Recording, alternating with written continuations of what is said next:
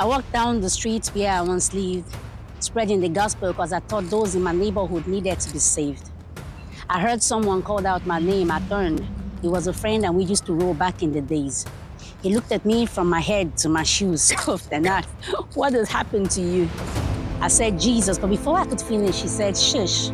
I could believe if it was coming from someone else, not someone like you. Keep up with your charade, but we both know the truth. A leopard never changes its spot. You are unqualified to preach to us.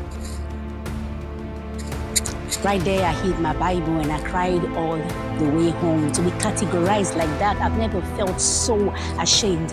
I stood in front of the mirror searching for the girl I used to be, but I couldn't find her. All I saw was a woman, broken and who has admitted her flaws. So can he forgive me and still not use me? All these hypocritical Christians hanging my sin over my head like a mistletoe.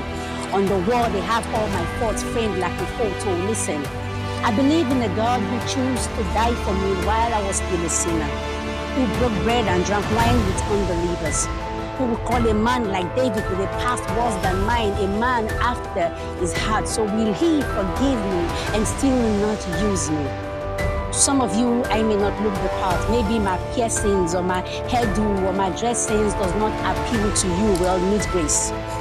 These 5-letter words has the ability to change all my past, my faults in my present, and every mistake in my future has already been paid for. Grace. A verdict has been passed on me that I am unqualified for God's use.